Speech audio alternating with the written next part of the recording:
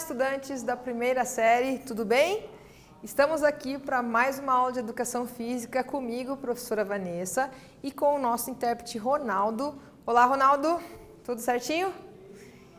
E a gente está aqui para falar sobre um assunto muito interessante, que é a mercantilização nas práticas esportivas. A professora não vai falar ali o significado de mercantilização por enquanto, porque eu quero que você pense aí um pouquinho o que significa essa mercantilização nas práticas esportivas.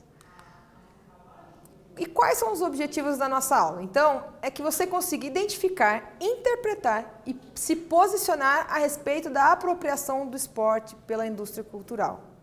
Então, que você consiga identificar, interpretar e se posicionar a respeito de quando as pessoas se apropriam do esporte para que ela vire uma indústria, né? um comércio.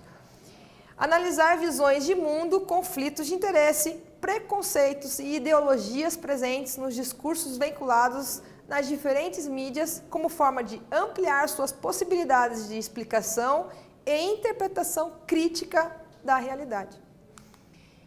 E vamos para as nossas reflexões. Você sabe o que é mercantilização? Já falei ali atrás. O que você acha que é a mercantilização? Você acha que a mercantilização modificou os esportes com o passar do tempo? Então vamos já sanar essa dúvida do que é a mercantilização? Então a mercantilização a gente vai tentar associar ela a mercado, tá? Vamos tentar associar a mercantilização ao mercado. A gente vai ver ela mais a fundo aí no decorrer da aula, porém vamos já pensar aqui. Então vocês acham que essa mercantilização, ela mudou o esporte através do tempo? Será que ela tem esse poder de mudar algum esporte? O que você acha? Então vamos lá. O que é mercantilização? Então é transformar alguma coisa em mercadoria. Então quando eu transformo algo em mercadoria, eu estou fazendo uma mercantilização. Minha mãe faz brigadeiro e ela vende para a comunidade. Então é uma mercantilização. Ela fez algo, transforma alguma coisa em mercadoria. Fazer com que seja comercializado, tá? Então que ele vire um comércio, que eu venda para as pessoas. Então isso é a definição da mercantilização. Nessa imagem, vocês conseguem verificar a mercantilização? O que vocês acham? Sim, né? Venda de ingresso, camiseta, as luzes ali, né? Então, aí a gente tem bastante aspecto da mercantilização. Então, continuando. Então, o esporte depois da Guerra Fria, então, como a gente sabe, nós tivemos mudanças significativas após a Guerra Fria. Tá? Depois da Segunda Guerra Mundial ali. Então, depois da Guerra Fria, ocorreu o fortalecimento da globalização. Então, a globalização ela se fortaleceu. E o esporte, que antes era pautado pela política ideológica, disputada pela política ideológica, ele rumou no sentido de disputa mercadológica. Olha que interessante. Eles tinha esse viés de disputa político-ideológica, né? A questão política, para ver quem que era superior, e daí o esporte ele migrou, né, teve essa transformação, por isso que a gente fala que o esporte ele sofreu várias transformações na história, e ele rumou no sentido da disputa mercadológica, né, virar esporte, virar mercado, ganhar dinheiro através dele. Como vocês podem ver aqui nessa imagem, aqui um atleta de futebol, né, para quem não conhece, o Cristiano Ronaldo, e se a gente parar para pensar quanto vale essa imagem dele, essa marca que aparece, ele em si, as marcas que ele utiliza, vocês acham que é pouco? Essa imagem, esse momento, vocês acham que tem um valor esse momento ou não? O que vocês acham? Então, tem um valor, né? Tudo tem um valor, o significado a gente vai ver isso. Mesma coisa aqui, né? O jogador de futebol aqui da Croácia, ele está lhe dando uma entrevista e olha a quantidade de marca que tem atrás dele, né? O quantas marcas que estão ali e quanto de dinheiro envolve você colocar uma marca sua ali atrás desse jogador num evento como a Copa do Mundo, que no caso foi na Rússia. Então o esporte passa a ter um modelo mais unificado de organização, que se faz voltado prioritariamente à comercialização. Então o esporte dessa época, ele foi voltado principalmente para a comercialização. A gente não vamos falar foi voltado, né? Ele ainda continua, né, com esse aspecto de comercialização. O que vocês acham? Continua ou não? Cada vez mais. As pessoas ficam mais próximas ao universo esportivo, né, que é a promoção da saúde, valores educacionais, inclusão social e diversão. Então, além de toda essa questão mercadológica, né, tem também a questão de que quando você assiste um jogo, assiste um atleta, tem um ídolo ali que é um atleta, talvez, você vai promover sua saúde, vão ter valores educacionais através das atitudes, talvez, de um atleta, que ele interfere, sim, né, na vida de uma criança. Então, um atleta, ele geralmente segue, a criança geralmente segue o atleta que ele gosta. Então, ele é um exemplo ali para uma criança. A questão da inclusão social e também da diversão. O esporte passa a ser objeto voltado ao consumidor e retorna ao povo como espetáculo. Então, para nós que estamos ali assistindo uma partida, ou a gente está assistindo uma corrida, como aqui está mostrando, né, na cidade de muitas pessoas, muitos alunos, aí eu sei que existem corridas de rua, olha quantas pessoas envolvidas, né? São Silvestre, quantas pessoas são envolvidas numa corrida de São Silvestre? Numa maratona, quantas pessoas são envolvidas? Ou simplesmente numa corrida de 5, 10 quilômetros. E o que tem por trás disso, né? Os valores, as camisetas com as suas marcas, a divulgação, para a gente pensar um pouquinho. Então, ele é visto também como espetáculo para quem está do lado de cá assistindo. O crescimento de espectadores e consumidores no mercado de bens, serviços e entretenimento, consumindo artigos esportivos, não somente roupas, mas signos, valores e comportamentos embutidos no produto. Isso é o quê? A globalização e mercado capitalista. Então, o que a gente entende disso aqui, tá? Que assim, as pessoas que assistem, uma pessoa está assistindo o jogo e assiste, por exemplo, uma marca, ele tem uma marca ali, o atleta Seleção Brasileira de Futebol, utiliza uma marca. Então, aquela marca, ela não traz somente a roupa, mas também os signos, né, os valores, os comportamentos que são embutidos naquele produto. Então, muitas pessoas compram porque o atleta que ele gosta está usando, ou porque a seleção ou o time dele usa, né, o time do coração dele, é o time que ele torce. Tá? Então, muitas vezes, as pessoas são influenciadas por esse consumismo, né, e pelo esporte, pelo atleta, por aquela pessoa especial ou daquela equipe, enfim, tudo que envolve o esporte. Tá? Daí aqui eu trouxe para vocês a imagem das marcas, né, das seleções, principais seleções, de quais as marcas que muitas, assim, para vocês entenderem. Você aí, estudante que está em casa, quando você bate o olho nessa imagem aqui, é muito difícil você não identificar um signo, um símbolo que você não conheça. Então, quando a gente bate o olho aqui, a gente consegue, pelo menos, é familiar. Ah, eu já vi isso. Por que você já viu? Porque esse mercado ele evolui e vai crescendo cada dia mais e chega até nós, consumidores. Então, as marcas mais valiosas do mundo. Então, eu quis trazer para vocês quais são as marcas mais valiosas, tá? Não vou falar todas, mas vocês observem aí na imagem. Então, a gente tem aqui a Nike, né, que em média 27 bilhões de dólares, né? A ESPN 16,5, a Adidas 7 bilhões, Under Armour. Então, assim, são várias marcas, né, que estão aqui e quanto gera, mais ou menos, né, quanto que elas possuem de bens, né? Isso possuindo, mas se a gente for parar para pensar quanto que vale a venda dessa marca para alguém, se ela tem isso aqui, né, e quanto que ela vale. E a gente chega no nosso primeiro exercício. Faça uma tirinha sobre o tema esporte e consumo. Então, você vai fazer uma tirinha aí sobre o esporte e o consumo, tá? Bem simplesinho, o que você acha, algo que você identifique ali e pense, olha, acho que isso, quando eu bato o olho, eu penso no esporte e no consumo, tá? Nós já voltamos.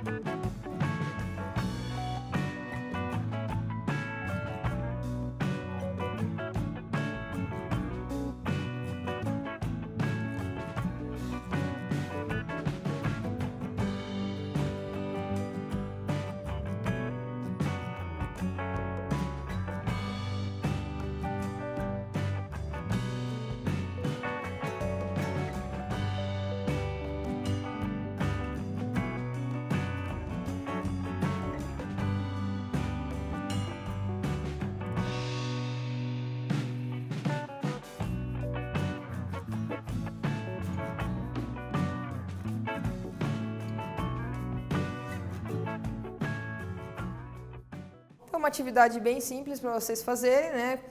Da melhor forma que vocês conseguirem. Personagens do mundo, desse universo esportivo, né? Do mundo esportivo. Então, a gente tem o atleta astro e o atleta produto. Então, trouxe mais umas imagens para vocês. Vamos começar com essa aqui, ó.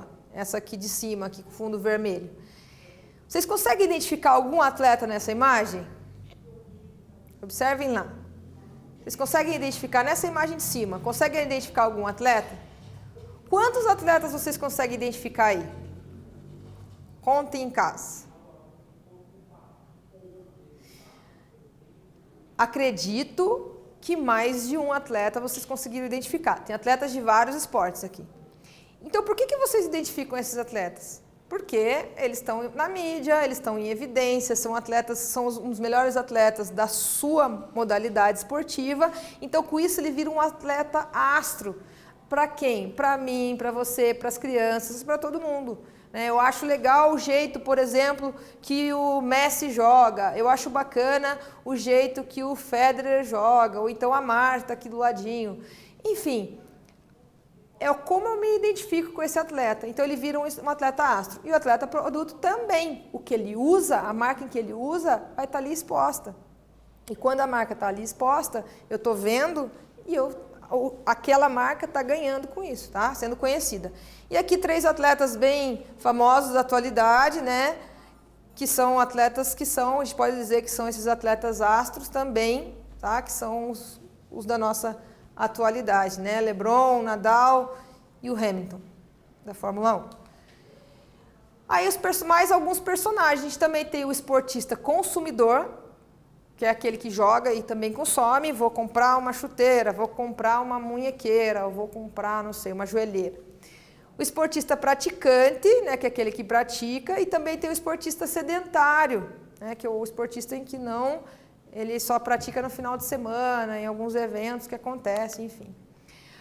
O esporte espetáculo, né, a mercadorização do esporte tem influenciado em outras manifestações esportivas presentes na sociedade.